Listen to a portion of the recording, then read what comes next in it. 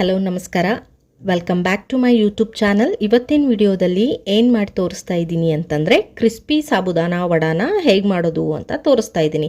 ಸಬ್ಬಕ್ಕಿ ವಡೆ ತುಂಬ ಚೆನ್ನಾಗಾಗುತ್ತೆ, ತುಂಬ ಕ್ರಿಸ್ಪಿಯಾಗುತ್ತೆ. ನೀವೆಲ್ಲರೂ ಇದನ್ನು ಮನೆಯಲ್ಲೇ ಈಸಿಯಾಗಿ ಒಂದು 4-5 ಸ್ಟೆಪ್ನ ಫಾಲೋ ಮಾಡಿಬಿಟ್ಟು ಮಾಡ್ಕೋಬೋದು. ಅದ್ರ ಜೊತೆಗೆ ಟಿಪ್ಸ್ನೂ ಹೇಳ್ತೀನಿ, ಯಾವ ರೀತಿ ಇದು ಎಣ್ಣೆ ಕುಡಿಬಾರ್ದು ಹಾಗೆ ಕ್ರ್ಯಾಕ್ಸ್ ಬರಬಾರ್ದು ಅಂತ. ಕೊನೆ ತನಕ ವಿಡಿಯೋ ನೋಡಿ.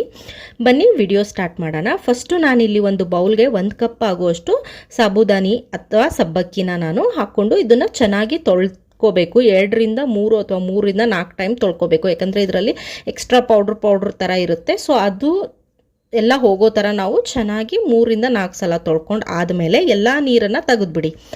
1/4 ಕಪ್ ಆಗುವಷ್ಟು ಮಾತ್ರ ನೀರನ್ನು ಹಾಕಿ ಒಂದು ಸ್ವಲ್ಪ ಈ ರೀತಿ ಕೈಯಲ್ಲಿ ಮಿಕ್ಸ್ ಮಾಡಿಬಿಟ್ಟು ಫಸ್ಟು 2 ಅವರ್ಸ್ ಇದನ್ನು ನೆನೆ ಹಾಕಿ.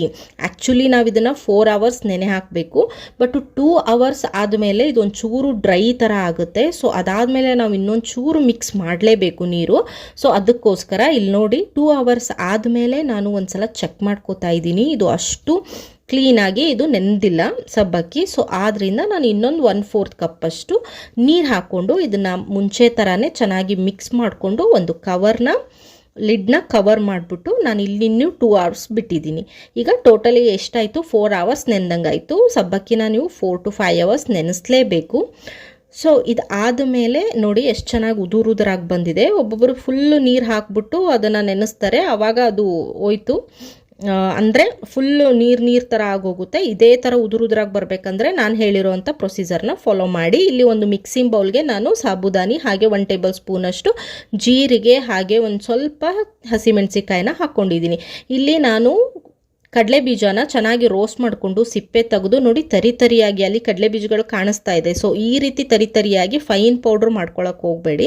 ಬಾಯಿಗೆ ಸಿಗಬೇಕು ನಮಗೆ ವಡೆ ಜೊತೆ, ತುಂಬ ಚೆನ್ನಾಗಿರುತ್ತೆ. ಆ ರೀತಿ ಒಂದು 4 ಟೇಬಲ್ ಸ್ಪೂನ್ ಆದರೆ ಸಾಕು.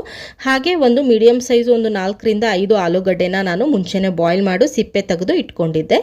ಸೊ ಅದನ್ನು ನಾನಿಲ್ಲಿ ಗ್ರೇಟ್ ಮಾಡಿ ಹಾಕೋತಾ ಇದ್ದೀನಿ. ನೀವು ಕೈಯಿಂದ ಸ್ಮ್ಯಾಶ್ ಮಾಡಿ ಹಾಕೋಬೋದು, ಬಟ್ ಅದು ಕ್ಲೀನಾಗಿ ಅದು ಮಿಕ್ಸ್ ಆಗಲ್ಲ ಸಾಬುದಾನಿ ಜೊತೆಗೆ ಅಂತ ನಾನು ಈ ರೀತಿ ಗ್ರೇಟ್ ಮಾಡಿ ಹಾಕೋತಾ ಇದ್ದೀನಿ. ಸೊ ಯಾರ್ಯಾರು ವಿಡಿಯೋನ ಫಸ್ಟ್ ಟೈಮ್ ನೋಡ್ತಾ ಇದ್ದೀರಾ ಪ್ಲೀಸ್ ಚಾನಲ್ನ ಸಬ್ಸ್ಕ್ರೈಬ್ ಮಾಡಿ, ಹಾಗೆ ಚಾನಲ್ ಪೇಜಿಗೆ ಹೋಗಿ ಹಳೆ ವಿಡಿಯೋಗಳನ್ನು ನೋಡಿ ಸಪೋರ್ಟ್ ಮಾಡಿ.